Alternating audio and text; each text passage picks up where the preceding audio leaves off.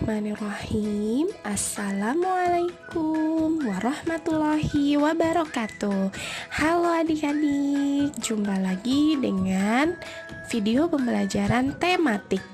Sebelumnya, hayya naftatih darsanal yaum biqiraatil basmalah. Bismillahirrahmanirrahim. Kali ini kita akan belajar materi simbiosis. Simbiosis adalah interaksi antara dua makhluk hidup yang berbeda. Sekali lagi, simbiosis adalah interaksi antara dua makhluk hidup yang berbeda. Simbiosis dibagi menjadi 5 jenis. Yang pertama ada simbiosis mutualisme, simbiosis parasitisme, simbiosis komensalisme, simbiosis amensalisme, dan simbiosis netralisme. Nah, kita bahas satu-satu ya, biar lebih paham apa sih yang dimaksud dengan simbiosis itu. Yang pertama ada simbiosis mutualisme, yang artinya hubungan antara dua makhluk hidup yang saling menguntungkan. Ingat ya teman-teman, di sini kata kuncinya adalah mutu. Kalau bermutu berarti saling menguntungkan. Nah, contohnya adalah antara kupu-kupu, lebah, dan bunga. Jadi kupu-kupu hinggap pada bunga, juga lebah hinggap pada bunga, mendapat keuntungan, yaitu mendapatkan nektar bunga. Sedangkan lebah mendapat keuntungan dengan kupu-kupu dan lebah hinggap pada bunga, maka bunga akan cepat melakukan penyerbukan, teman-teman. Jadi mereka semuanya sama-sama menguntungkan ya. Nah, selanjutnya ada juga lalat dan bunga Rafflesia arnoldi atau bunga bangkai. Kenapa sih saling menguntungkan? Karena lalat itu kan bunga Rafflesia arnoldi itu memiliki bau yang tidak enak ya teman-teman, dan lalat itu menyukai bau itu.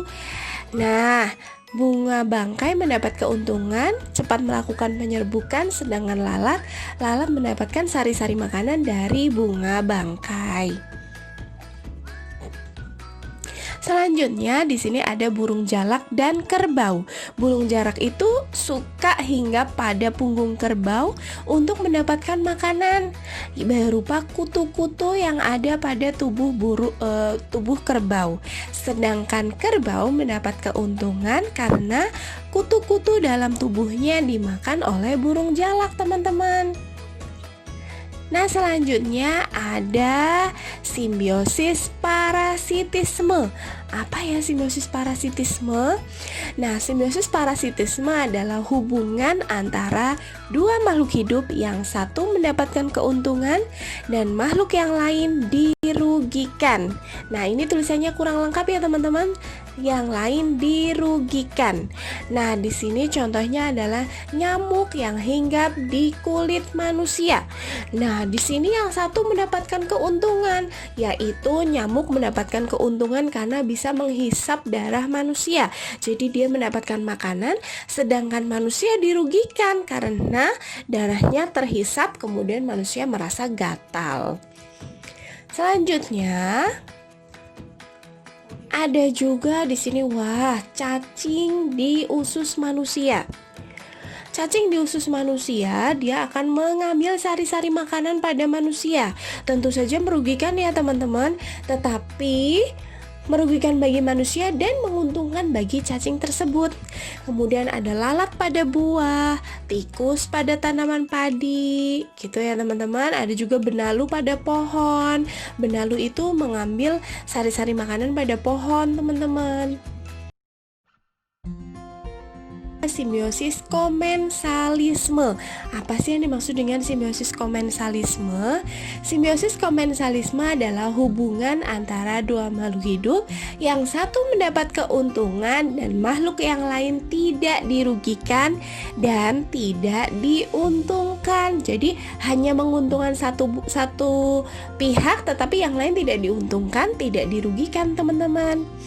Contohnya adalah bunga anggrek dengan pohon mangga. Jadi, bunga anggrek dengan pohon mangga, bunga anggrek teman-teman pasti sering melihat ya bunga anggrek yang menempel pada pohon. Nah, di sini bunga anggrek mendapatkan keuntungan karena mendapatkan tempat tinggal. Sedangkan pohon dia tidak dirugikan dan tidak diuntungkan. Makanya banyak orang membudidayakan anggrek itu di pohon-pohon kan teman-teman. Nah, selanjutnya masih di simbiosis komensalisme, di sini ada ikan hiu dan ikan remora. Nah, itu dia teman-teman gambarnya. Ikan remora itu suka ngikutin ikan hiu di mana dia berada. Kenapa sih ikan remora suka ngikutin ikan hiu? Jadi gini teman-teman, ikan remora itu dia suka mengutin makanan yang sudah dikeluarkan ikan hiu dari mulutnya, sisa-sisa makanannya.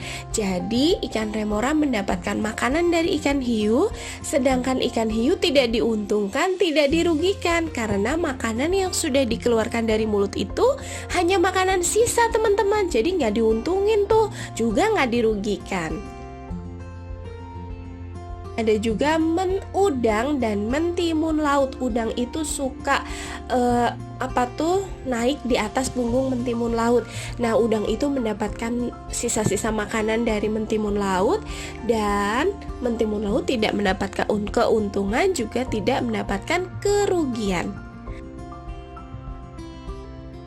Simbiosis amensalisme. Apa sih yang dimaksud dengan simbiosis amensalisme? Nah, simbiosis amensalisme adalah hubungan antara dua makhluk hidup yang satu dirugikan dan makhluk yang lain tidak dirugikan dan tidak diuntungkan. Nah, teman-teman, simbiosis amensalisme ini berkebalikan dengan simbiosis komensalisme. Kalau komensalisme itu kan yang satu diuntungkan, yang satu tidak diuntungkan, tidak dirugikan. Kalau amensalisme, yang satu dirugikan dan yang lain tidak diuntungkan dan tidak dirugikan. Contohnya di sini adalah pohon pinus dan pohon lainnya. Jadi pohon lainnya di sini maksudnya pohon pinus dan pohon di sekitar pinus gitu ya. Kenapa sih disebut amensalisme? Nah, ternyata teman-teman, pohon pinus itu dapat mengeluarkan zat alelopati yang dapat merugikan tanaman di sekitar pinus. Ya, jadi pinus itu dapat mengeluarkan zat alelopati. Zat alelopati itu dapat menghambat pertumbuhan tanaman lain.